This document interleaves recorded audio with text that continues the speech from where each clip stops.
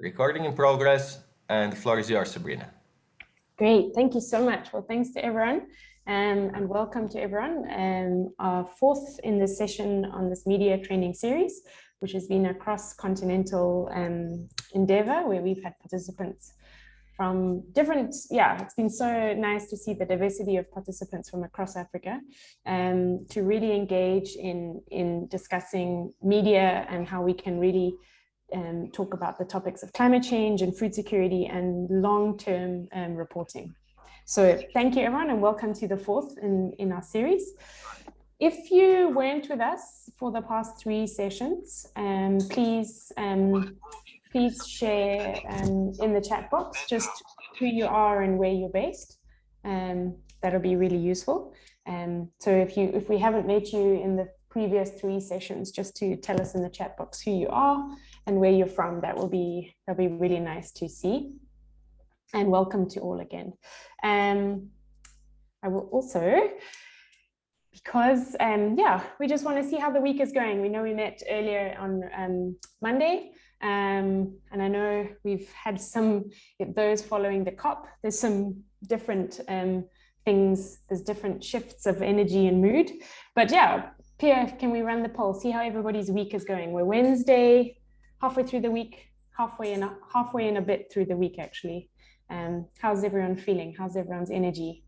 When we're meeting in these virtual settings, it's just nice to see how everyone's feeling and doing.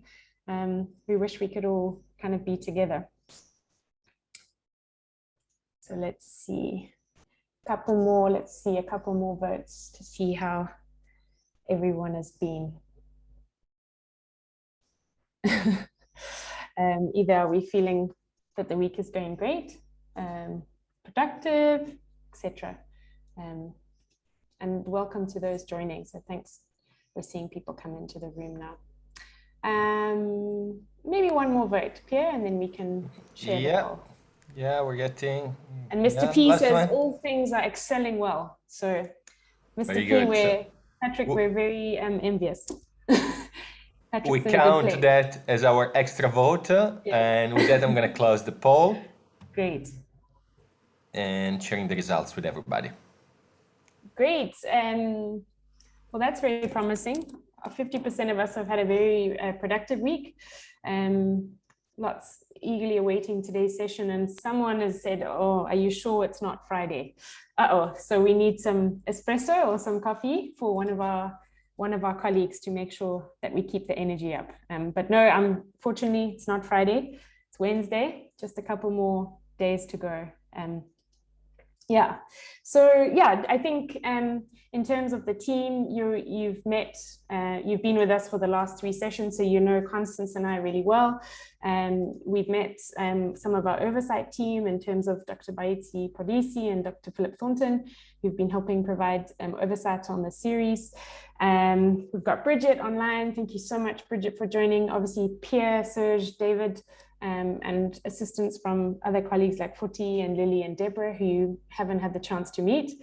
And we are very honored. We have the fourth in our esteemed lineup of guest speakers, Ammaarah Martinus, who's joining us from Cape Town. And our guest speakers have represented the continent and really kind of given us a diversity of viewpoints. So we're really thankful for how much they've added to this training series. And really, I hope as we draw to a close in this part of the series today, we really hope that we can sort of draw in what are the next steps in terms of networks on bringing the media as focal points more into a critical role in terms of representing and reporting on climate change, agriculture, and food security. And how do we create these cross-continental networks better? How do we link the science and the scientists with the media personnel? How do we link with government? And really just how do we keep going in terms of capacity building around building a story, building a narrative, and really engaging kind of change with the key audience. And we're really excited that this session today is going to be framed a lot in instigating and how do you really get that mass behavior change. So really excited for this first session around there. So yeah, just in terms of this fourth session, it's trying to round up, sorry about that. It's trying to round up about application and feedback.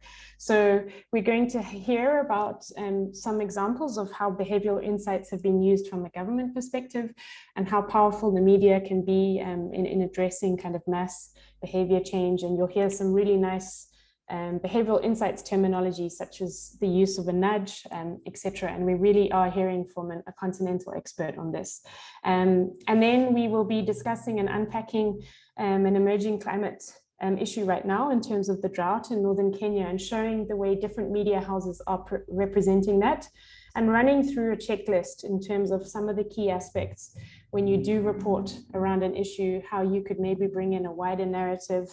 And I think this is really things that are emerging at COP right now, is the sense of we really need to report things in terms of a climate emergency, and how do we bring in that extreme weather is part of the climate crisis. How do we bring in the causes and the impacts? And then we're going to close today in terms of really putting some concrete next steps towards building a network amongst the participants and beyond. Yeah, so really we'll be discussing some of these key aspects.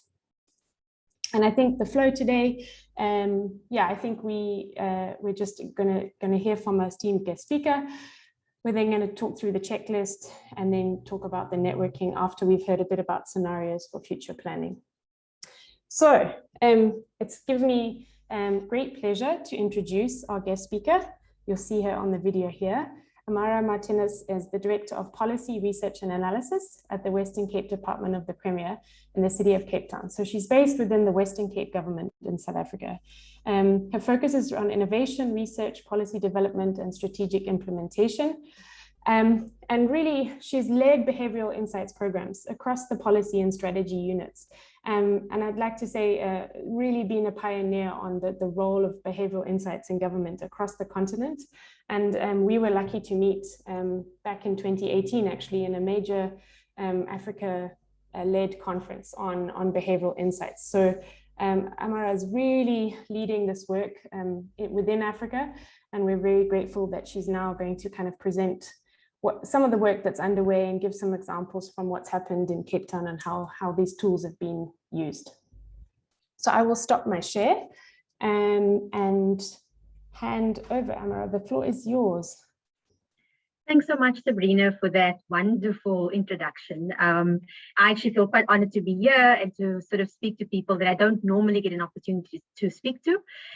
So as Sabrina said, I'll be taking you through a little bit of a practical example of how we've worked together. So basically, I am sitting in the Western Cape government, which is a provincial government or regional government, and we worked with our partners at the city government, which is the city of Cape Town, that basically we worked together on a particular strategy. So really just to say that back in 2014, and I'm sort of showing you this slide, a very popular dam in the Western Cape known as Kloof Dam was quite populated with water, and you can see it's quite lush. And then just a couple of years later, in 2018, this is exactly the same dam, and you'll see it here. You know, it's quite a barren land with sort of very flat and unfertile land with no water. And so in the space of about 4 years, the city of Cape Town and the broader sort of Western Cape province really experienced the most severe drought since the 1880s. So this was really a result of not having regular rainfall over a period of 3 years, and which quickly de-escalated to us actually being in a drought. So I wanted to share with you a little bit of a timeline of how things actually went and what happened in each of these phases. So really, the Western Cape was declared a disaster area in 2017. In between all of that year, you'll see that a plethora of certain water level restrictions were imposed by the city of Cape Town. And then in March of 2018, the city of Cape Town announced their Day Zero plan. And I'll tell you a little bit more about Day Zero in the upcoming slides. And then what then culminated in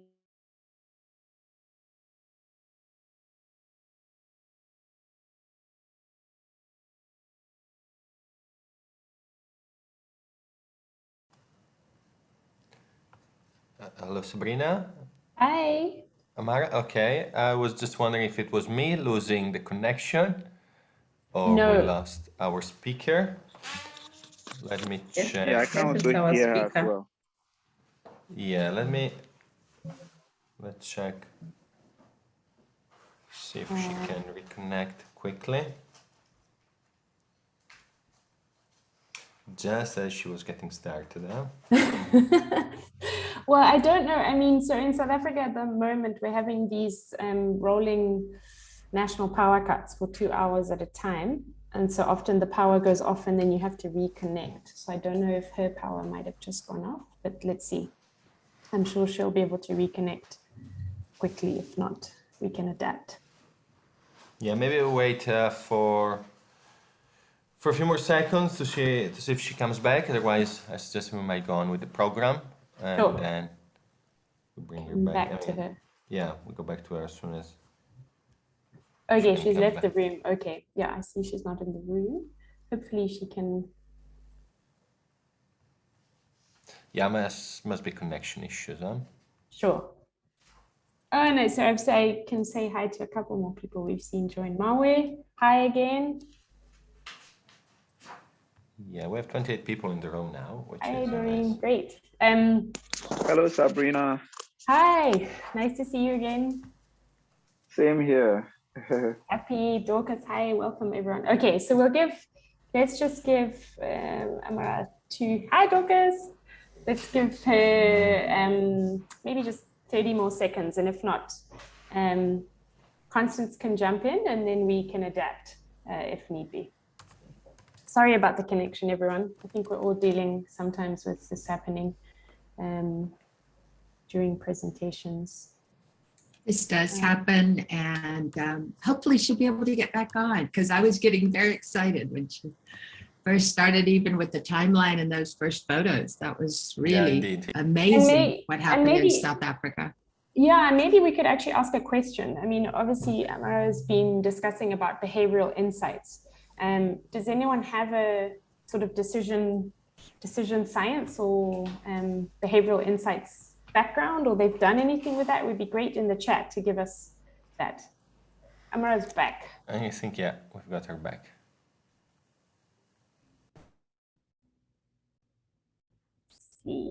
Hi.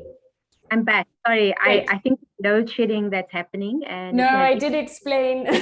I was like, I think her power might have gone and she might have to swap over and hotspot or something. So no problem. If you can reshare your screen, we'll just keep going. We were all on the edge of our seats there saying, no. Okay, so I'm not sure where you like dropped me, but next slide here. Just start from here, I think. This is where we were. The first slide. Yeah. Perfect. Okay, sorry about all that. But okay, so let's rewind. So really what happened in 2017 was that the province, so the Western Cape province in South Africa was declared a disaster area. And what that comes with is many restrictions, and some of them were placed on water. And you'll see level 4 and 5 restrictions, which basically meant that you had a limit on, for example, filling your swimming pool or watering your gardens. So these were really serious restrictions that the city of Cape Town actually imposed on citizens. What happened in January 2028 was where the city really announced that we could only use 50 liters of water per household per day. And then in March 2018, the city of Cape Town also had a very ambitious Day Zero campaign, which was a communications campaign, which I'll tell you about just a little bit later. So really just to tell you about how things actually went. We went from being in a disaster zone, which was basically from the Day Zero campaign, where all the taps would run down in the city of Cape Town, which would also be one of the only big cities to actually run out of water, right to it being completely cancelled. And I think that this was something that was as a result of serious behavior change within the city and more broadly in the province. So really what I'm going to tell you now is how it looked like in terms of the number of liters of water that people had to reduce by. So During the drought, consumers reduced their water consumption from 540 litres to 280 litres per household. And this is quite massive. And, I suppose it's difficult to quantify what this might look like, but it is large, quite large. And so what I really wanted to take you through today is sort of, how did we actually achieve this huge behavioral change? How did people do this? What worked well? What didn't work so well? And to also maybe, give you something to think about when thinking about your own strategies. So I wanted to share with you what made it difficult for people to change their behavior. So the first thing was that under each level of water restrictions, so whether that was 4B or 5B, whatever it was, I don't think, and myself included, I didn't quite understand what that meant. So when the city of Cape Town was saying level 4B, what does that mean? I had no idea. As an ordinary citizen, I didn't quite understand what they meant. And I'm not sure, Sabrina, if you remember that there used to be these sort of billboards on our highways which said that we are now at level 4B water restrictions, but like, so what? What does that mean, to an ordinary citizen? Like, I have no idea. And in fact, when the city introduced level 5 restrictions, this actually had a perverse effect on consumption. So people were actually using more water as a result of the restriction. And I think that this is also very important to take into consideration from a behavioral perspective. So if you tell people they can't do something, more often than not, they probably will do it. And if they don't understand something, they probably won't comply. I think there was also different messages from the different levels of government. So if for those of you that may not know, in South Africa, we have 3 spheres of government, which are interdependent and interrelated. So looking at national, provincial, as well as the local level. And what some of the conflicting messages were that national government were saying that Western Cape were not in a state of disaster. We, of course, sitting at the provincial government, said that we were. And local municipalities actually had to deal with their citizens because they were at the coalface. And then the third aspect was about citizens, and I think that this was a very important one where citizens actually had little trust in authorities and transparency of the information. So how did they know that the information that they were provided with was actually accurate? People felt at that point that there was something being hidden. And I think this came through quite strongly in some of the protests and placards being paraded at the time. So really, when everything actually came to a head was in January 2018, where the mayor at the time released a press statement saying, "It is quite unbelievable that a majority of people do not seem to care and are sending all of us headlong towards day zero." And so day zero, as I said, is the day that the taps will run dry. At this point, we must assume that they will not change their behavior and that the chance of reaching day zero on 21 April 2018 is now very likely. And so this is when we saw that people's behavior actually changed. It was really where the severity of the drought and the mayor's message actually hit home quite significantly. So what really made it easy for people to comply? So this communication campaign, which was put out by the city government, said that everybody would get a maximum of 25 litres per day. So you'd remember that at the very sort of point of the drought, we were saying that people were given 50 litres per household, but at the point of day zero, this would be decreased to 25 litres. And, if you think about it, 25 litres is not that much. You could easily drink 2 litres of water just per day. So it's just really thinking about what this would mean in reality for people. So it became very real and very relevant for our citizens. The second thing was that people would have to travel to a water distribution point every day. Very inconvenient. I don't think any of us would really want to do that willingly. And so this really made things really a hassle. And of course, people didn't want to do that. And it also was not really clear about, when the city would actually run out of water, what would happen then? And all this uncertainty, the point of hassle, and also just understanding that if we don't change our behavior, we are not going to be able to really survive. And I think that without water, it's very difficult to survive. So I wanted to share with you some of the communications collateral that the City of Cape Town used. this one in particular was probably one of my favorites because it really illustrated what 50 liters look like. Because if you said to me, and I'm not sure anybody on the call, you are allowed to use 50 liters of water per day, you know, like what does that actually mean? How do I take that into my space in terms of how many liters I need to spend per day? So what they did was they actually broke down, you know, if you're flushing a toilet, it actually takes 9 liters of water for a single flush. If you're doing dishwashing, that would be 9 liters of water as well. Shower, 10 liters. So this really gave a graphic image of what 50 liters would look like per household per day. And so it was easy for people to understand where they needed to actually cut down. Maybe I don't do as much laundry. Maybe I take less showers, take shorter showers. And so this was really important for people to really understand and make it relevant for their own lifestyle and where they were coming from. I think the second thing, which I also found a little bit cheeky and was quite really humorous, was this one, where it said that, you know, if it's yellow, let it mellow. So I'm just going to like pause there a little bit for you to think about. But this was really about, you know, if you're going to the toilet and you're going for a wee, you don't need to flush the toilet. And honestly, this became probably one of the best sayings that we've had in Cape Town and in the Western Cape. And you'll see that a lot of the collateral is still on bed and breakfasts, other establishments where you have a permission cubicle and you're able to kind of do this kind of thing to be able to save water.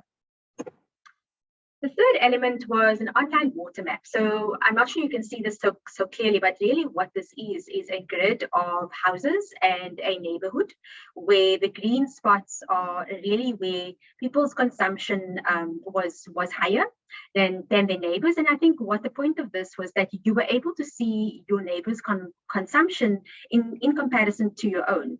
So you could basically hold each other accountable. You know, you were able to see whether it also inspired an element of competition, which really did spark some controversy. And I think it was also people felt that this was a little bit invasive from a privacy perspective, but at the same time, it was not meant to be a name and a shaming tool, but rather a tool which would really help a community in a street, in a community, to really see what their water consumption was versus what they were meant to be consuming per day. So I want to also share with you a study which my team did at the provincial government. We saw an opportunity that the City of Cape Town were really looking at households, so individual behavior.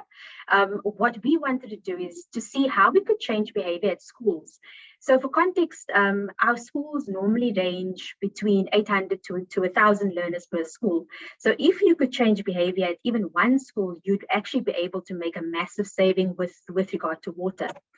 So the project was called the Smart Water Meter Challenge. And as you can see, this was a partnership project, and we ran it with Stellenbosch University, the University of Cape Town, a retailer who some of you may know, ShopRite, as well as a startup fund, Bridget, that has been based at Stellenbosch University, as well as a radio media station, Cape Talk.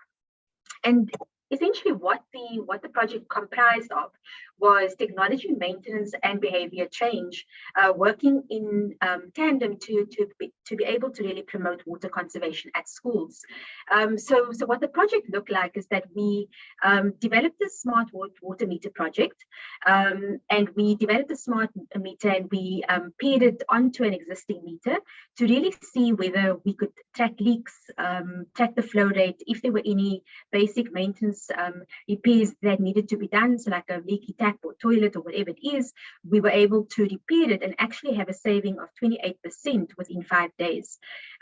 We layered on top of that our behavioral interventions, which really led to water usage reductions of between 15 to 26% over the 7 months of the project. And I'm really excited to say this, that those schools that were involved in the project back in 2018 still do use the smart water meters. So just to talk a little bit about the communications that we used. So you'll see here on the right-hand side, this was a copy of a poster that was used. And so my team worked with all of these partners to really say, you know, simple things like, your school's name, how many kiloliters of water you used last week, what the total cost was, what the percentage change was, increase or decrease, and also looking at the competition element. So looking at the top 3 schools in your neighborhood and how they fared in comparison to you. This builds in this necessary competition element. Human beings like a good old competition. And I think it's important to really make sure that you get the best out of it. What was really useful in this project is that the total amount of money that they saved could actually be used to either plow back into the school by hiring new teachers and also by really doing other maintenance, which was important. So this was really a win-win, and we created a competition where schools would be given prizes where they actually saved the most money and did the most maintenance. And so this has been one of the things that we've been able to really see big savings from, and using partnerships as the basis for actually making this work. So yeah, so I think that just to sort of end and share with you a couple of takeaways. One of the things that was quite apparent, both from the Smart Water Meter project at a provincial level as well as the Day Zero campaign, is that the communication needs to be clear, it needs to be salient, it needs to be consistent. So don't come with different messages saying different things, because people become confused and they lose trust. And trust is very important if you want to effect behavior change. Also be as transparent as possible, take accountability as a government, as an organization. If we've messed up, say so. Don't hide things. I think that's critically important. And what we also saw, behavioral insights interventions could actually have a larger effect than legal restrictions. So what we saw, and as I explained to you, those legal restrictions which limited the amount of water meant really not so much if you didn't explain to people what that 50 liters or 67 liters look like and what the impact is for them. And so looking at just punitive measures may not be the answer in itself, but also layering on a behavioral intervention is critically important to make things work. And then the third takeaway is that nudges, in fact, can have a long-term effect on behavior. What we see is that some people used to use buckets in their showers, and some people still do that. A lot of people still have JoJo tanks, which they use to collect and to harvest rainwater. A lot of people still do use their permission cubicles. And so this has really shown that it doesn't need to be big things, but small nudges can, in fact, have a long-term effect on behavior. And I'll stop there. Thanks, Sabrina. Wow, thank you so much. So many, having kind of lived through the drought. So I think just absolutely, thank you so much for taking us through that and really emphasizing about, just the power of kind of behavior change and these nudges from really instigating change. So thank you so much. That was such a brilliant overview. I just want to open it up to the floor. If there are questions, Busani, go ahead, and then we'll go to Mawe. Thanks, Sabrina. Thanks very much, Amara, for your presentation. I'm keen to find out what really was the turning point that led the residents to, in fact, change their behavior towards saving water. What would you say was really the heart that really led to that transformation? And then maybe I'll also put a second question there also, like, what challenges did you face in rolling this out? Thank you.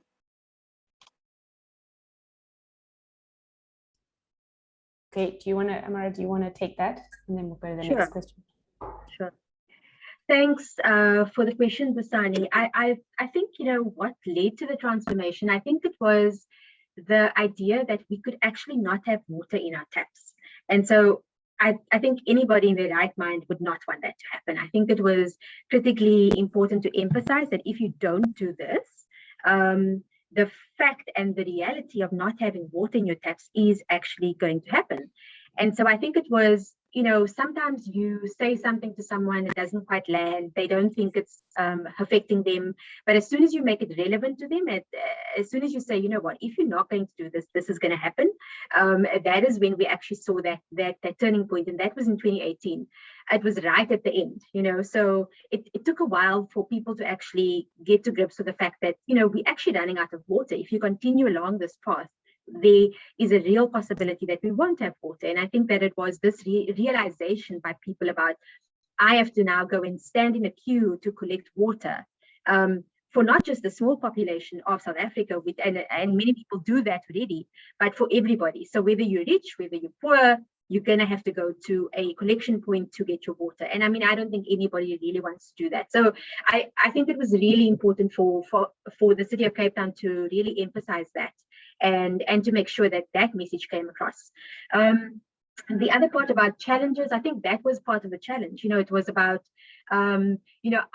I wasn't personally part of the communication campaign specifically, but some of the things that really came out in my conversations with the officials that were driving it was that, people were just not listening. It was a consistent thing about, you have to use 67 liters. Then it was, 50 liters, but nobody was really listening. And that is why they needed to come up with a plan to really be able to get the message across in a relevant and appropriate way. I hope that answers this. Yeah. That's Thank great. Maury.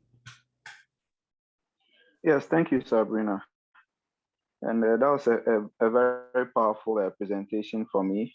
What I just want to find out, I think I heard you mention you were not really part of the communication, but I wanted to find out whether these strategies were pulled out in the end by interacting with the people to know what specific messages would work on them, or were these drawn from the failure of the initial strategy?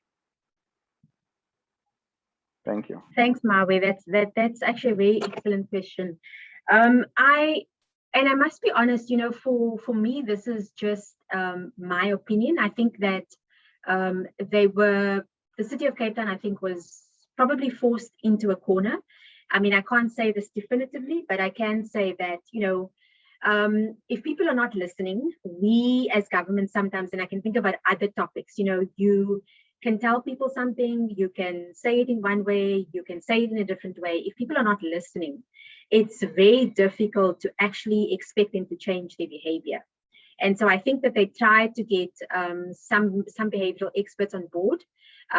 They got a communications sort of firm on board as well. And I think they really worked in tandem to be able to understand what is the reason for people not understanding. And I think that part of the problem was that people didn't understand what 4B meant or level 5B meant. So part of the strategy was to break down, and I think that is why they actually broke down those 50 liters into a toilet flush is 9 liters, a shower is 10 liters. So people can actually understand. I mean, I myself didn't understand it. So I think, how do we expect other people to understand it if we ourselves don't? And I think that was, for me, a critical turning point, just from an outsider perspective. I think, as I said, we were more involved on the school behavior change product, but as a citizen, that was probably one of the things that I didn't understand, and I couldn't quite reconcile with why I needed to change behavior if I had no idea what the government was talking about. Great. I think that's a really nice answer. We have a couple in the chat box as well. I'll just, we've got a couple of comments, but Chimwemwe has a question and just asked, what procedures have now been in place as a way of not having the same problem faced again? And Chimwemwe, if there's anything else you want to ask, or was that, did I say it right? Yeah, according to the presentation, I can say there are more problems that the people faced there due to drought. But mostly the people do connect their personal problems with politics. And I can say maybe the people were accusing the government just because of the problem that was there. So as government, what have you put in place so that that problem should not repeat? Thanks for that. You know, I can't unfortunately talk for the whole of government, but I can certainly speak for myself. So one of the things, as I said, is about trust. And I think this is not a South African problem, it's actually a global problem. And I think if you don't have your citizens' trust, nothing you can say can actually change their minds. So you need to always be sure that you are having honest messaging, having regular interactions with them. So whether that is on social media, whether that is in person, I think our premier, as an example, you know, he has a daily digicon, which is basically where he also goes through his calendar for the week. And this is completely transparent. You know, he says on this thing, I've got a cabinet meeting, I've got this happening, I've got that happening. So people of the Western Cape are fully versed about what he's doing, which is always very welcomed. I think it also just eliminates that skepticism or what is government doing. We've really taken an approach from a Western Cape government perspective that we want to be open and transparent with whatever we do. Even in terms of how we've managed the COVID-19 crisis, it has been on a regular basis. Every single day, the head of the health department comes on and says, how many cases, what do we do? Doing, what is each day? Okay, we actually have nothing to hide. This is what's happening. If things are bad, we will tell you. If they are good, we will tell you that too. So I think that you know, has been one of the strategies that we've employed. From a drought perspective, we've been very lucky because we've actually had rainfalls which has been quite extreme, in fact. So our dams are full at the moment, but I can say that you know, we've got my bucket in my shower. So, you know, I still am taking that well. So it has been a consistent thing for me. And I know many other people have done the same. I hope that answers it. That's great. Thanks, Amara. And I think we're losing you there a bit connection-wise, but I'm grateful you're still here. Patrick's just got a question. Yeah, I think it's a bit similar to Chimewe's, but what other mechanisms were put in place that both government and the citizens, apart from changing behavior? So were there other sort of approaches to dealing with the drought apart from behavior change, and what other mechanisms were put in place? And then just before you respond, Gabriel's just said that they had a similar issue in Bulawayo and Zimbabwe in terms of the drought and focusing on water saving. And Dorcas was saying, yeah, it's really about engaging people being affected when looking at behavior change. So I think people are really responding to your discussion. So thank you so much. So if you can take that last question, Amara, that'd be great, about any other kind of mechanisms that were put in place. If we still have good connection. Let's see.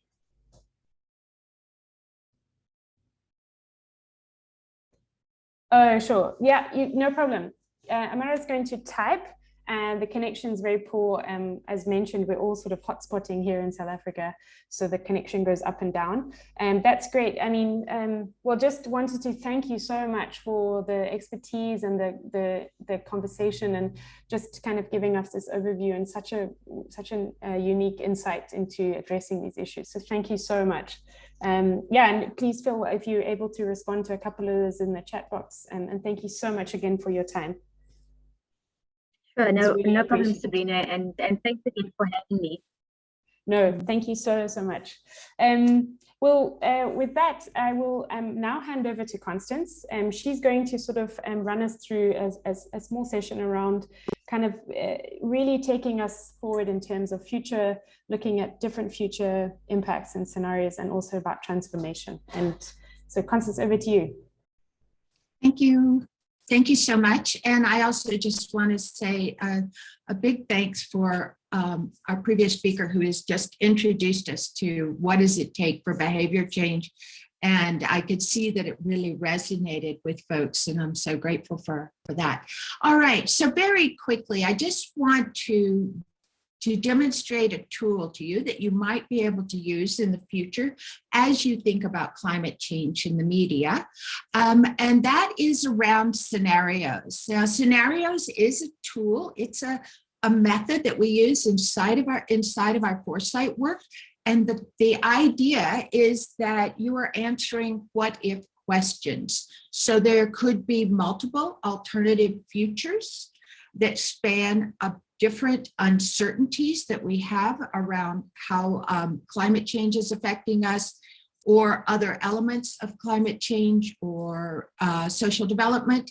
But the idea is that we identify future drivers, and then we plot out plausible directions that they may take. So let me just make that a bit more clear with the next slide. So let's take the example of we're setting ourselves up to build scenario storylines. We do it by building this grid. And as you can see vertically, we go from low media coverage to high media coverage. And then horizontally, we look at low climate risk up to high climate risk. All right. So what you do is you set up these streams, and then you think about, well, what would be happening in each of these quadrants when those two things are coming together. So let's take an example. What would the future look like if we have low media coverage in high climate risk? All right, so imagine you're working in this quadrant, and we want to know, what would the future look like if we have low media coverage and high climate risk? So I've put in some categories that we could potentially unpack, and they could be, because remember, we're talking about agriculture and food systems, but what would happen to popular knowledge around climate change when we have low media coverage and climate risk is very high? What would happen? What would popular knowledge look like? And I'd just be happy if someone just wants to shout out.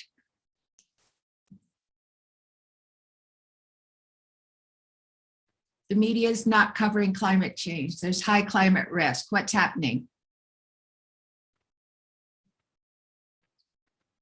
Ooh. Sorry, Constance. Yes, Basani. You please clarify your question. Maybe I didn't quite get it. No, fair enough, because we're doing this a bit rapidly. I apologize. But we are right now looking at the future and saying, what does the future look like if I have a low media coverage? The media has been reticent in covering climate change, and yet climate change impacts are increasing because we have a high risk. So what does that mean for the scenario? What does that mean in terms of people's knowledge about climate change? What would you think, Basani? We'll be going into disaster zone because one, we will not even be aware of impending disasters, and two, we won't even have the knowledge for us to actually to react in case of a disaster. And three, I think we won't be taking any measures to curb, the impact of climate risk. Fantastic. Thank you so much. Well, it certainly builds off of what we just heard, because she was saying that daily there were announcements and signs, etc. So by the same token, if you had high climate risk, you would see damage in these other dimensions as well: economic, environmental, productivity, political, and socio-cultural. So, and then the alternative, another future, is that we have still the high climate risk, but we have high media coverage. So what would that look like in terms of what's going on in society, what people know, what they don't know? Can I get another response on this one? This is another alternative scenario. Just the other quadrant, Mawe said about uninformed decisions. Sandra was talking about people ignorant of the risks, and Dorcas was saying depletion. So you're getting some nice responses in the chat box. Oh, thank you so much. Thank you so much. All right. Thank you, Mawe. Please go ahead. Yeah, so I think using the same example of the drought, had there been enough media coverage about the possibility of a drought, considering it didn't rain for 3 years, people would already have been preparing themselves ahead of time for such a time. But considering maybe that wasn't done and attention only came to it when after some years, the place was getting dry and obviously it would raise our eyebrows. It was now much more of a firefighting rather than something that was being done consistently to address a problem that was coming. Fantastic. Oh, awesome. All right. So we're starting to see what media would do, how it could transform a future scenario. So we start to identify, well, what are the preferred futures and what are the futures that we want to avoid? So just as a quick example, you would say, all right, for popular awareness and knowledge, you might say that the government, the private sector, and the population chose to get behind a campaign for climate smart agriculture or adaptation. You might say that, you know, the awards were given to the media so that they got more excited about coverage. You could start to think about a scenario where people are informed, right? And hopefully all of those other dimensions are addressed as well. And what you'd want to avoid would be politics and corruption and information being kept from the country so that they could not avoid this information. So those are just some very quick examples, but you've told me a few times that there's a resistance to covering climate change. But I think that this is a tool that you can use to think about those alternative futures and how much of a difference the media can make. So once you've sort of played these futures out and identified the future that you want, then you can start to talk about what's going to need to happen over time. And so just remembering back to one of our first sessions, when we did backcasting, you said, well, you know what, we could translate our climate change messages into local language. We can cultivate networks and build relationships with scientists. You already had a lot of the actions that you could take. So I just wanted to unpack this tool very, very briefly, only to say that it might be useful when you're planning with your media teams is to, where are we going to engage? Because we want this alternative future that's very positive. So I think with that, I will just mention a couple of other things. When we talk about dealing with climate change and really addressing it, we know that the change has to be transformative, that the future that's coming is going to require a significant change, and that we're going to have to start thinking in terms of radically new interventions, policies, and partnerships. And sometimes this just needs to have a very disruptive technology as part of it, an innovation that dramatically changes how people are maybe communicating, how are they relating, how are they trading, how the different businesses are operating.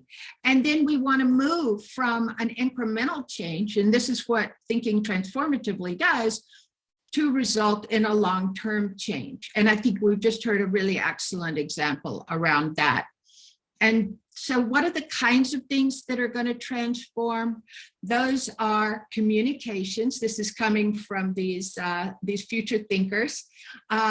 Power and energy is going to transform transportation, mobility, and logistics, and education. And all of these are going to need the kind of nudges that we've just talked about, helping people be a part of these transformative actions.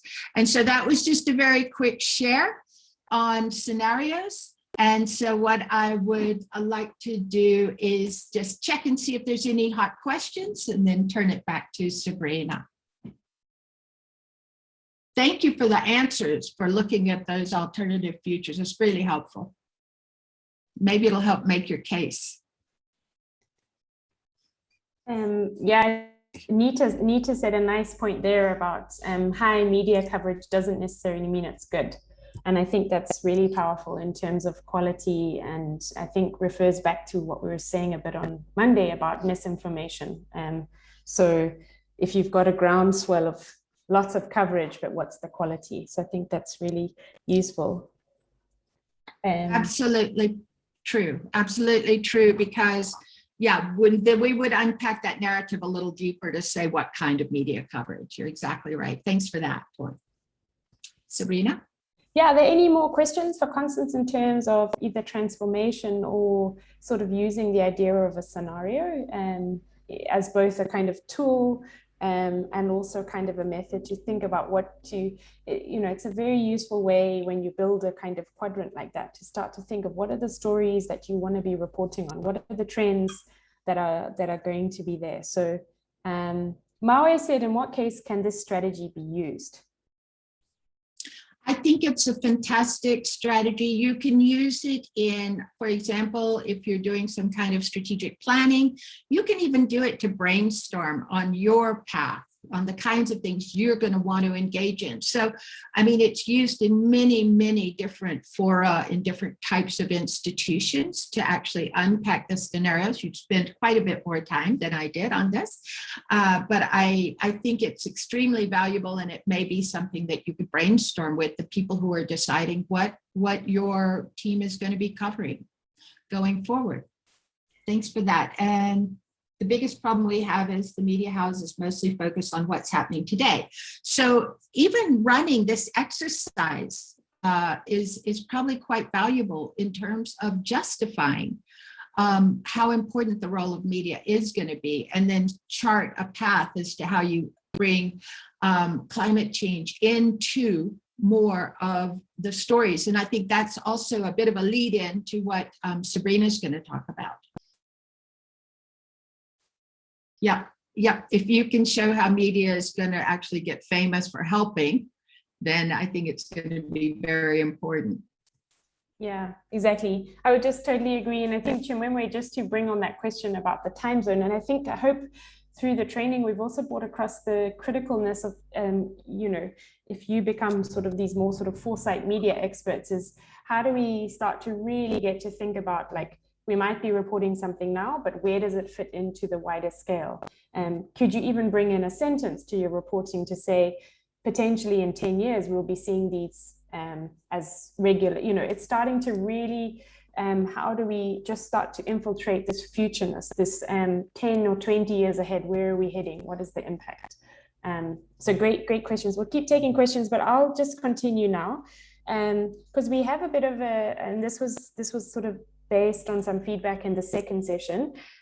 We've put together a few kind of, I guess, points to think about in terms of reporting, and hope this gives a bit of a checklist around thinking. Again, in the training, we've been talking a lot about agricultural systems and climate change. And really, one of the reporters from the Daily Maverick, which is a newspaper in South Africa, was talking about, and I think you've all raised this issue about editors putting climate change into maybe the environmental or science parts, that this might be on, and I think Godfrey gave us a nice example where it'll be, if the Ghanaian president hadn't been at COP would have only made it to kind of page 20 or something of the newspaper, and they're nice to have, but they're not given as serious an issue. So I think this is our call to action. This is really to say, how do we change this trend? How do we reverse this in Africa, where we are the most vulnerable continent and we have the most to lose? And as media, you have a really urgent, critical role in this. So just some things to think about. Really say yes to the science. When you think of something that's a fact, there's not really two sides to a fact. And we think that's kind of a nice way of thinking of it, because science, when there's a fact, there's not two ways of reporting about it. So really, the science must be sort of core to any story that you build. And I think our speakers have really maybe emphasized how critical in your networks to try and say, can we connect? And that's something we'll discuss towards the end, is we also come from a science institution and a network of science organizations. So how can we be better from the science side in connecting to media focal points within your countries, or connecting in a better way? And really saying, from the climate crisis, again, it's using these words, climate emergency, climate crisis. It's not just climate change now. We're really entering into reporting this from an emergency perspective and a crisis perspective. And there's links for every aspect. So whether you normally report around business or entertainment or security or education, there's a link. And we'd also say, so to try and link this to different ways, but also emphasize the human side of a climate story. I think we've heard the power of storytelling. So can you unpack the story for someone in a rural context or a peri-urban or an urban? Something that's really come up very strongly from COP and really we'd like to emphasize again is the experiences of the poor and the power of indigenous knowledge.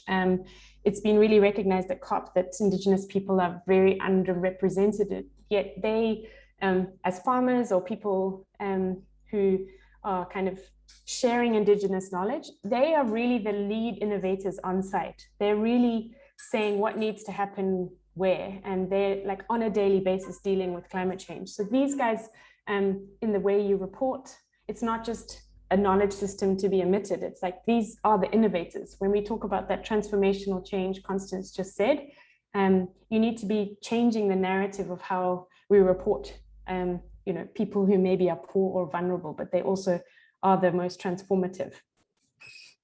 Go easy on the jargon. And I think this is where, this is also, I think, where it's quite difficult with climate change. And I think Amara had a really nice example from Cape Town and living in Cape Town at the time of the drought. I completely agree. We were given so many different messages about liters, about the dam levels. And so with climate change, it's the same thing where we told we need to reduce to a 1.5 degree level as you know, our global target, but we need to also reduce parts per million of carbon. So we have all of these terms that make it quite difficult. And often if you interview a scientist, you're going to be given a lot of these terms and try to put that into a story. Like, how do you change parts per million, or how do you say a temperature target? How can you make it more of an analogy? Is there like a sports team or something like a story in your country that you can make that makes sense? They gave an example of a weightlifter that was given steroids and saying if he didn't take steroids, he could only lift this much, but if he was, he couldn't. So it sounds funny, but in your story, to take away the climate jargon. And I think also, this has come out a lot, is avoiding always the doom and gloom. I think from an African perspective, it is quite hard to find this golden thread that maybe is positive, because we get this sense of powerlessness. And often, if you think of behavior change media, when for example, the plastic crisis, where they're saying, when they say, don't throw that away, said 7.5 billion people. So it's trying to say, don't be hopeless, even though you're one person of 7.5 billion, your action has a big impact. So it's trying to say, how do you weave in the story of activism, of adaptation, people doing really good things, and try and get away from the doom and gloom. And really, I think a critical thing here we want to impart from the science side is extreme weather stories are climate stories. When we have seasonal change or fluctuations or a pest outbreak, these really are climate stories. And there's a really important need for the media to mention the link to climate change. So if there is a seasonal change, and we're seeing more than this, even a sentence in your story or your radio coverage or the way you're talking about it, a climate connection is really, really important. And I think this is kind of really the emerging recommendations, is to say, in the face of these emergencies, we need to connect them to the climate crisis. So you might be reporting on a pest outbreak happening in Uganda in October, but can you link it to say we might be having many more of these due to climate change or this? So it's just making sure extreme weather stories are climate stories. And being aware when you discuss with different stakeholders, and we hope in the first session we showed you the range of different people to be discussing with. Greenwashing. This has happened a lot with COP. There's a lot of wording around net zero, about carbon targets, and it becomes quite complicated. And especially if you're going to interview someone from a a specific industry, such as fossil fuels. They will tell you their story from a very specific perspective. And I think Nigeria has come out a lot in the last couple of weeks because their whole economy is largely based on fossil fuels. So there's a lot of discussion around how can Nigeria move towards more net zero or more renewable energy. So it's just being aware of greenwashing and different stories that you might be told by different stakeholders. And I think really this sense of let's shift the outdated belief that climate coverage repels audiences and loses money. And I think hopefully the scenario exercise really pushed you to see you have a critical role to change the way editors decide on stories. I think in Africa, we're still reporting a lot about climate change. We haven't used the word climate emergency or climate crisis enough. And the youth are really engaged into this. And climate emergencies are starting to be top of people's minds. I think we've seen activists from Africa really taking the fore in the COP. So there's really a huge role you have to play to shift this belief about climate change not being a vital story. So that's just a sort of sense of a checklist. And there's a little bit more, but just for now, I wanted to stop there to open up for a little bit more discussion.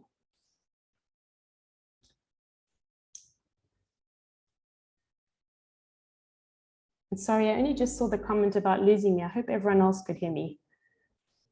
Was that okay? We're able to hear you, yes. Okay, yes. Great. Sorry, otherwise I would have just been... we would have flagged you. Yes. So, I mean, to that checklist, is there anything else people would, is there anything from the training or what we've heard from the guest speakers that might have inspired you? Because Constance is now going to give us a bit of a tour on the sort of sessions, but is there anything else you would add to that checklist?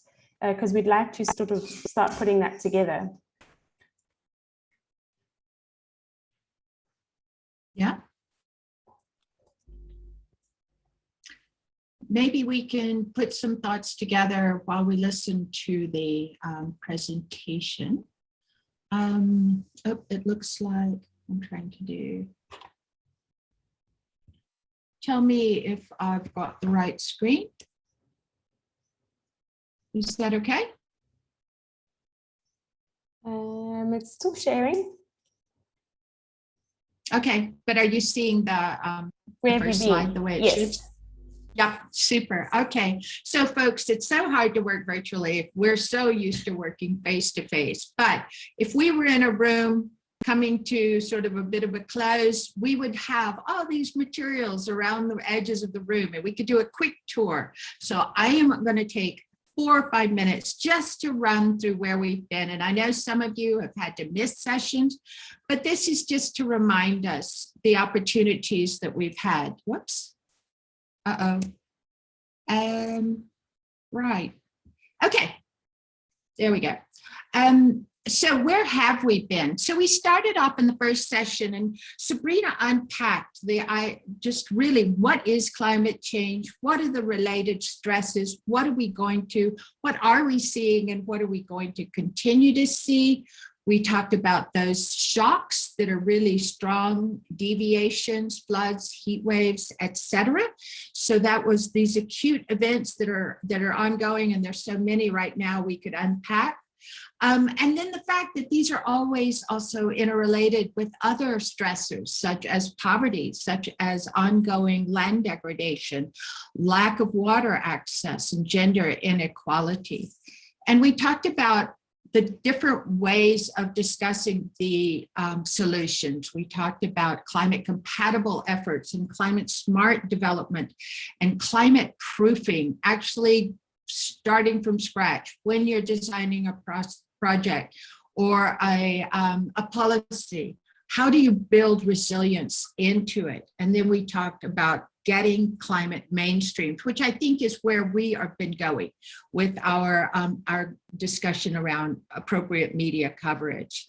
Sabrina introduced the Foresight Approach, and we've tried to keep within that as we talked about different tools that can be used to understand what we're dealing with, and those 3 core frames: what happened in the past, what is happening now, and anticipating where we're going to be going.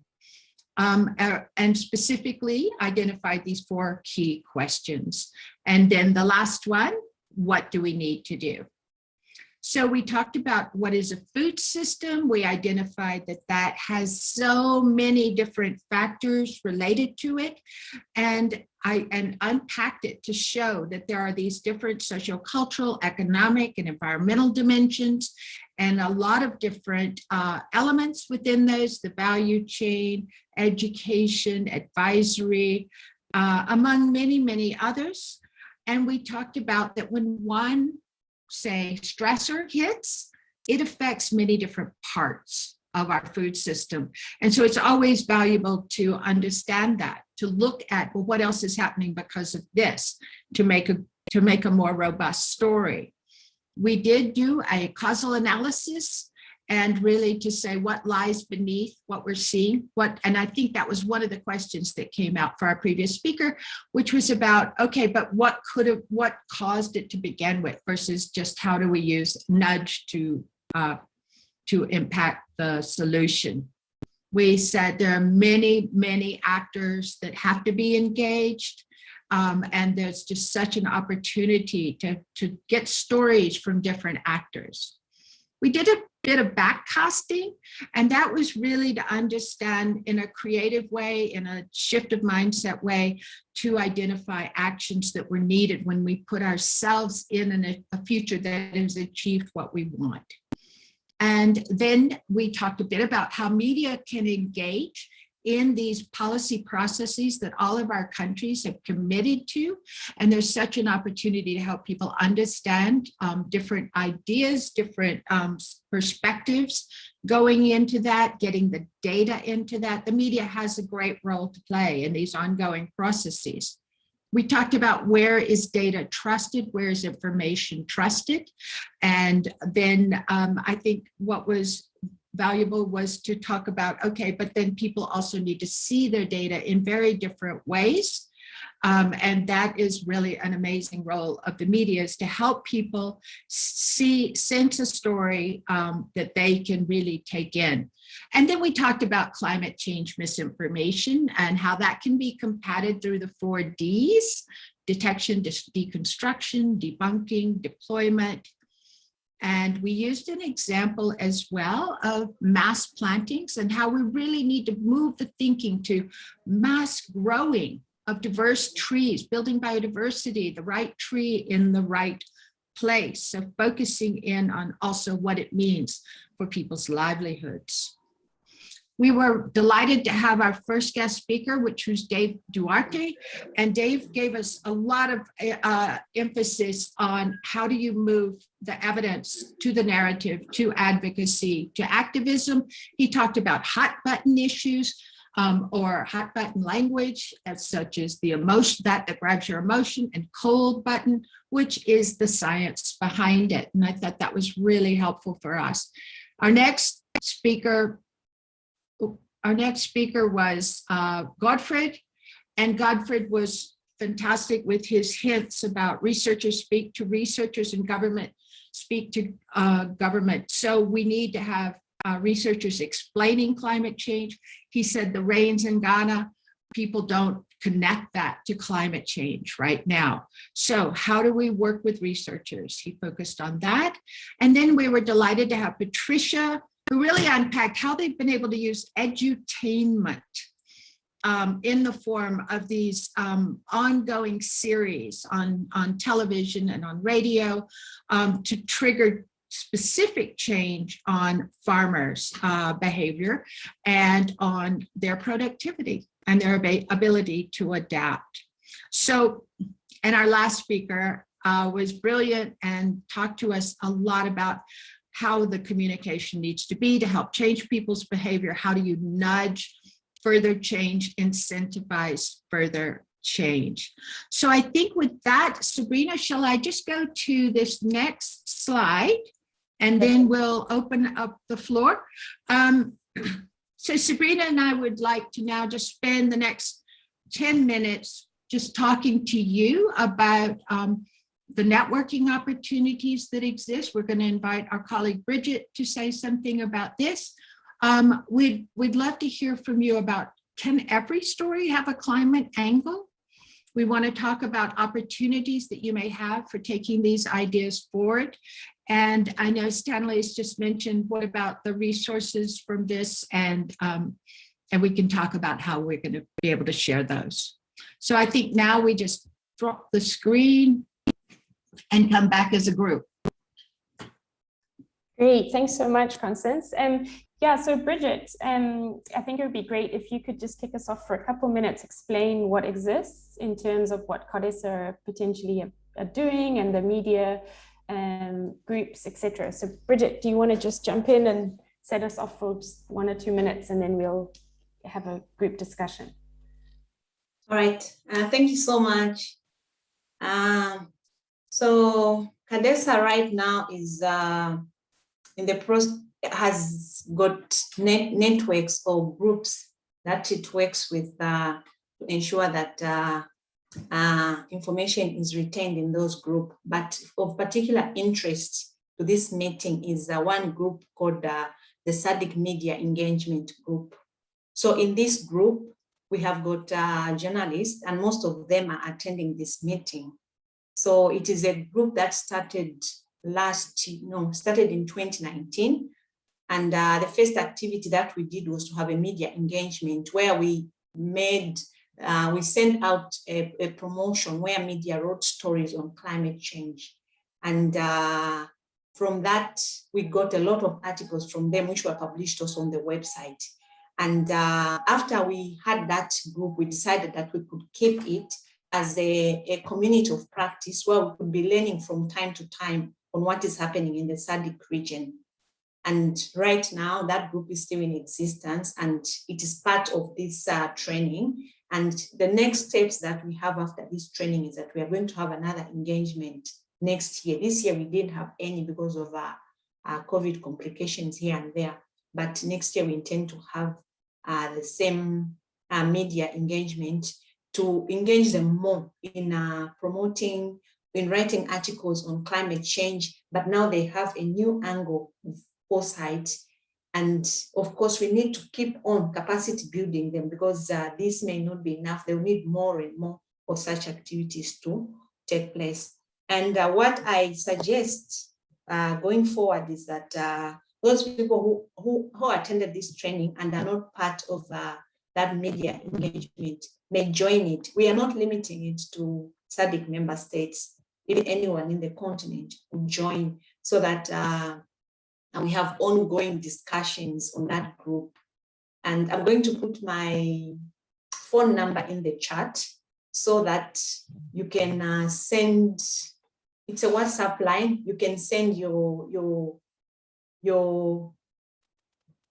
phone numbers to me, and you can also send your phone numbers to either me or Bosani, because Bosani is also part of that group.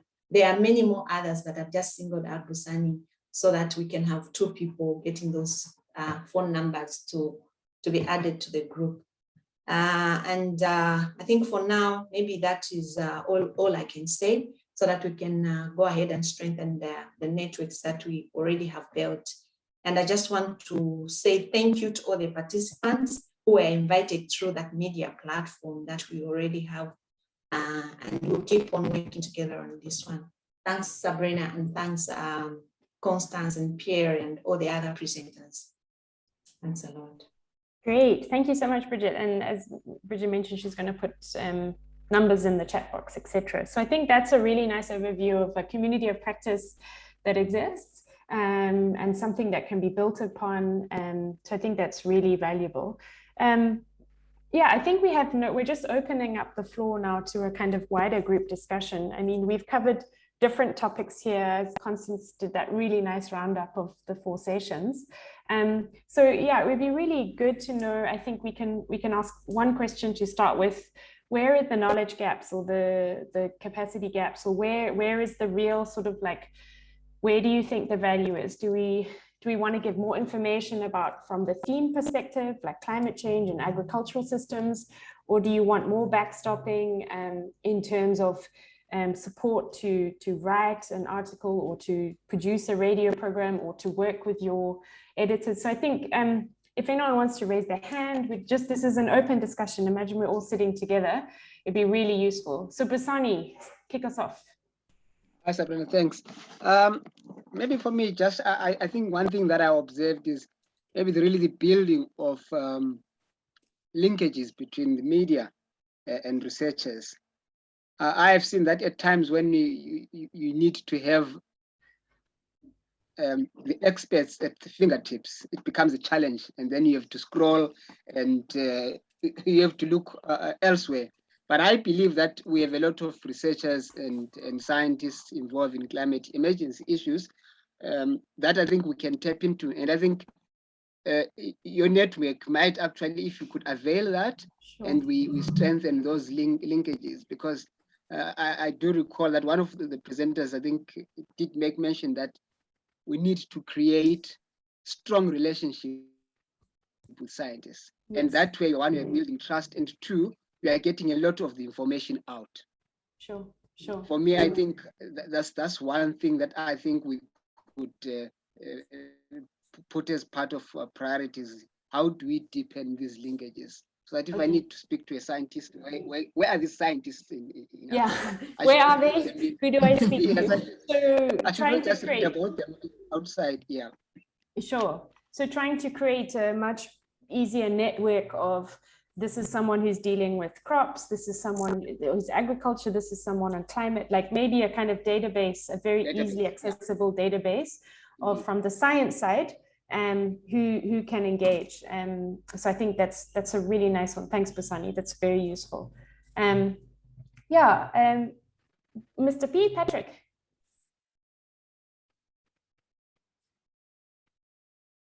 Yeah, I just wanted to add on what my colleague already said earlier on.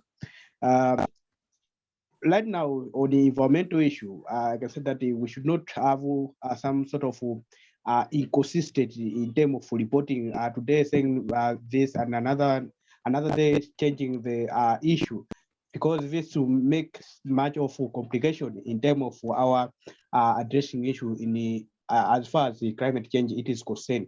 At the same time, the scientists themselves should also give much information in terms of climate change as it is concerned, because nowadays people they trust in those experts. At the same time, they also trust in the media.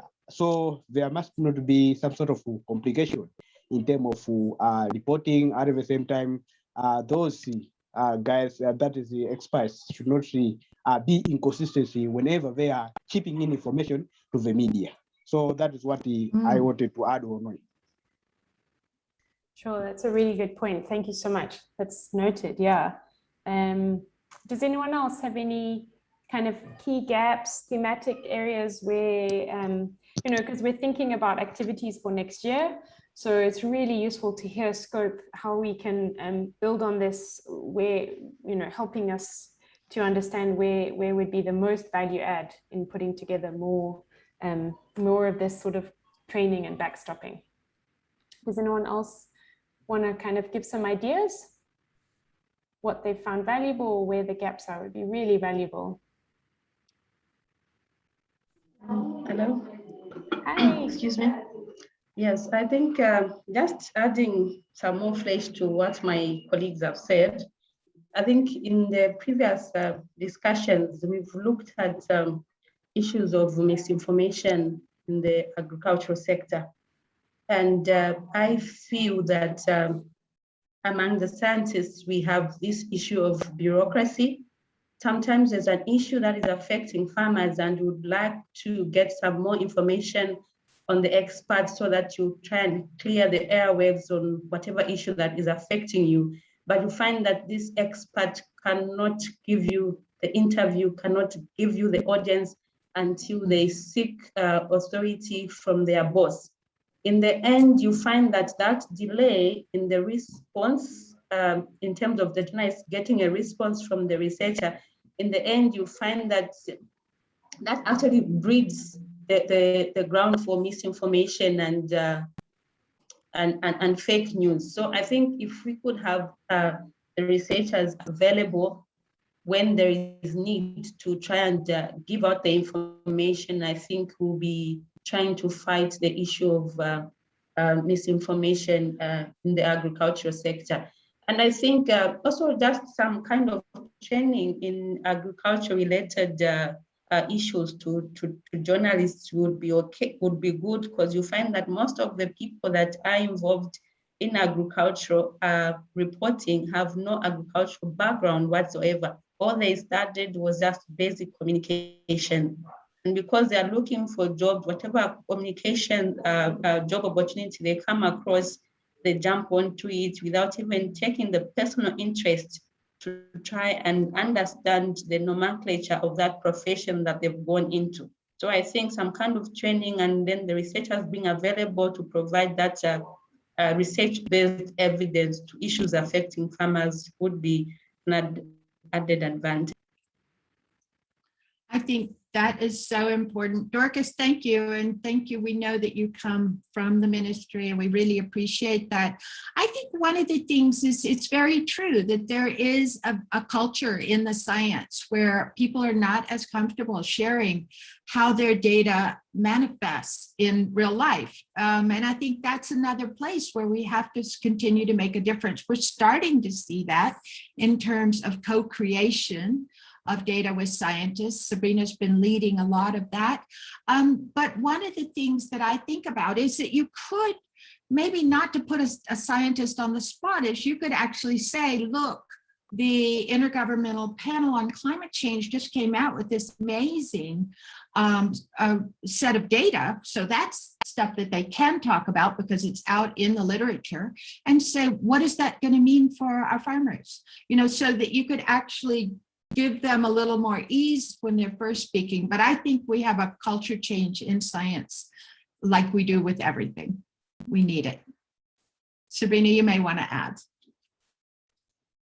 No, I think that's really well put, Constance. I think that's really useful.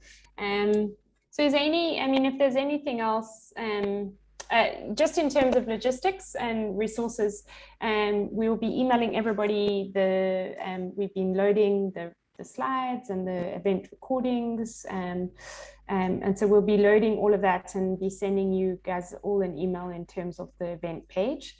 That's all, and so you'll get all the resources from the training, etc., and then also follow up contact details, because as Bridget said, we really want to sort of build on that. And I think Bridget's put the link to the WhatsApp chat group, so that makes it even easier to just join. And I think it would be really good to keep harnessing any sort of feedback as we start to really hone into other activities next year, how we keep building. And I think we've taken as two really good action points is around this sort of experts database from the science side, and how can we help connect from that side. I think that would be really useful. And then I think Dorcas also had a very direct question in terms of agricultural, very specific sort of more agricultural content. And I'm sure a few of you also have questions about the certification of the training. That will also, you will also get your personalized certificate emailed to you. So well done to everybody for coming through with us. We have a quick poll we'd just like to run to just get a bit of evaluation from you on the session and your perception. That will be very useful for us. So Pierre, if you could run the poll. We've just got 2 questions in the evaluation. If you can help us answer those, that'll be really useful. So we just want to know about the first one, and then scroll down to the second one, is it? Mm-hmm. Yes, it's just a 2-part question in the poll. So if everyone can just answer that. So it's a rating scale with 1 being very useful and 4 not being useful. So 1 was you really enjoyed it, and 5 it hasn't been as useful as you. So it's a rating scale. And the second one is thinking about which sessions were most valuable to you. That's really useful. So we'll give everyone a couple of minutes just to do that. And we'd also ask then everyone can help put on their videos, and we can have a little last discussion.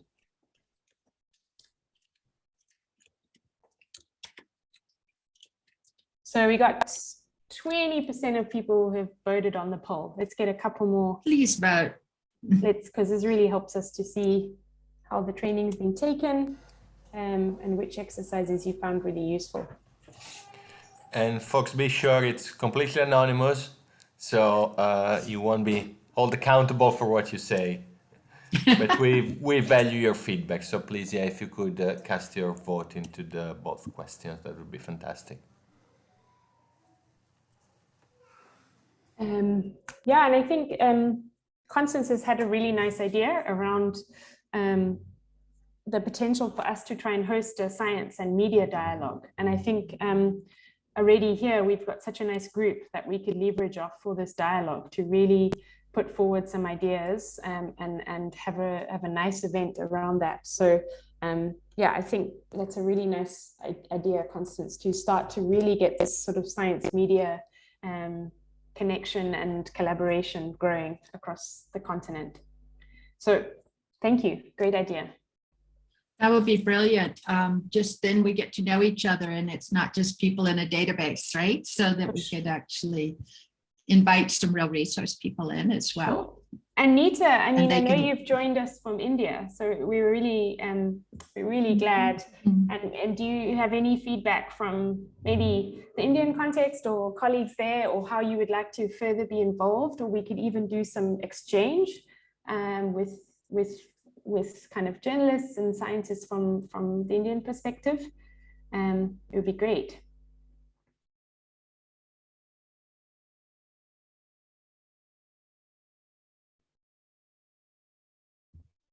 All right. I think it'd be great to hear from Nita, and if she does come on, there you are, you've unmuted. Please, Nita.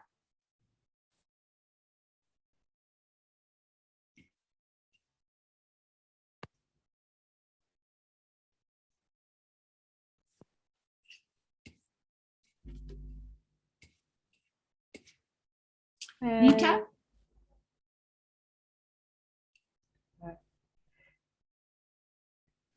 Okay, so Annie has just messaged me and said her organization already works with the CPE and ILRI, so that's really nice to see there is some connections, and it would be great to kind of keep hearing how everyone is connected. So I think we can end the poll. Nita, we can't hear you, so maybe if you type in the chat box, we can tell everyone. So I think we can end the poll. We've got just enough of the vote, I think. Yeah, you should be seeing the results. Okay. The results. And yeah, you're going to share the results? They should be visible already. Oh, sorry. Yes.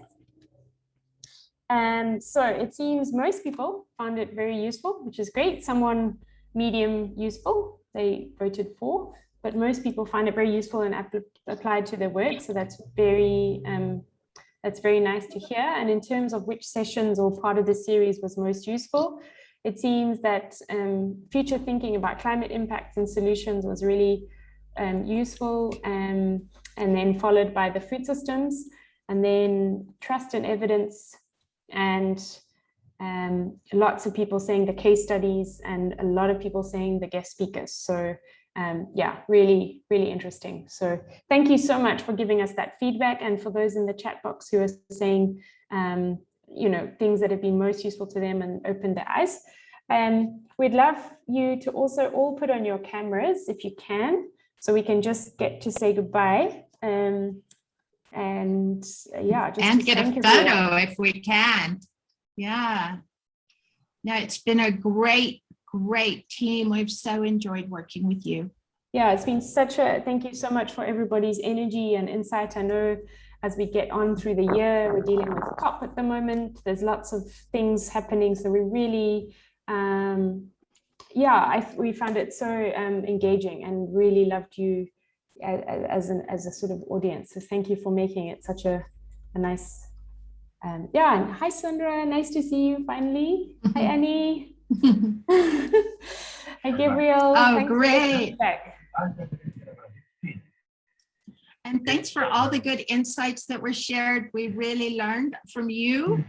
And honestly, once we hear from you, then we would adapt the slides the next time. So just so you know, it's really been informative, and just want to thank you. Want to very much thank our interpreters and thank Pierre for keeping us on track all the time technically. Thank you. Yes, please unmute. Let's just say goodbye to each other. That's great. Thank you so much. Bye. Bye, everyone. Thank you. Bye. Thanks, Sadiq, for all your questions. Bye. Bye. Bye. Thanks, Patrick. Bye-bye. Oh, fantastic. Hi, Martha. I see you now. Okay, great. Hi, Sandra. All right. Bye-bye. Bye-bye. Thank you, Bridget. Hey, Bye-bye. Mercy. Bye, everyone. Triska, yeah. All right. Tanya, Bye. fantastic. Bye, everyone. Stanley. Bye. Yeah, great group, just a fantastic group. Thank you, thank you, thank you. Please all stay healthy, and we'll hope to see you next year. Yeah, Thank next you. year maybe we might have. Next year, see If you. all goes well, we might get together. I like it. I Yeah. love the idea. All right. Hey, Mercy, there you are. Fantastic. I keep trying to grab the screen when I see these amazing humans. Yeah, I've got a few screenshots myself as well. Oh, good. You probably get the better one. So nice. And Mawa, thank you for all your insights and questions. And Bosani, it's great to know that this network, you're a major part of. So Thank you so much. looking Thank forward you so to that. much. Yeah, I look forward to keeping in touch and exploring collaborations. Great. Yes. Thanks so much. Super. Thanks for your energy and all the great questions, Bosani. It was a pleasure indeed. Pierre, let's keep in touch. I think there is still some work that we can do. Yes. Yeah. Yes. I think it's just Yeah. starting. So Yeah. Sabrina, I just want to check, are you in South Africa? yes, I'm in South Africa. But Great. No, Um, if you're going to share your details, it would be nice because look, I want to see opportunities where we can do core trainings, then sure. capacity building. Yeah. Perfect. So Let me it's message down my you. street, so I'm looking at expanding on that. I'm a member of the South African Agriculture Writers Association, Okay. so we do a bit of capacity building across, and Wow. it would be nice. That's a network that I think we can also tap into. Yeah. Okay. That's amazing. Beautiful. Great. So let's just share, and then we can see what can be Perfect. done. I just Great. messaged you, Bosani. Wonderful. Okay. All right. No, Thank you, Chimwemwe. Thanks, Chimwemwe. Thank you. Thank you, everyone. This has been a delight. Thank you, Sheila, for joining from Summit. Yeah. Royalua, thank Ferrari, you. actually. Sorry. She lives in Ferrari. Majalata. Yeah, Summit Harari. Yeah. And Felicia, thank you. Lorraine. Thank you. Wale. Thank you. Bye. All right. Thanks, everyone. It's really, really grateful to work with you. Bye.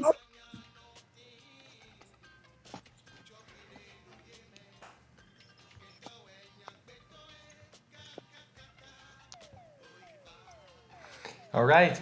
See, we are still a few people in the room, but we're probably gonna close the meeting here. Okay.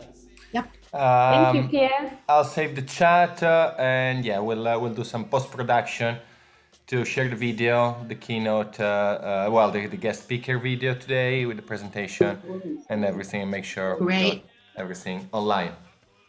Super. Thank you so much to everybody. Thank you, Bridget. Thank you, everybody. Thanks, Constance and Sabrina. And we'll see you around. We'll see you soon. Yeah. Okay. Thanks, Bye. Sheila. Thanks for all your insights. It's been really lovely.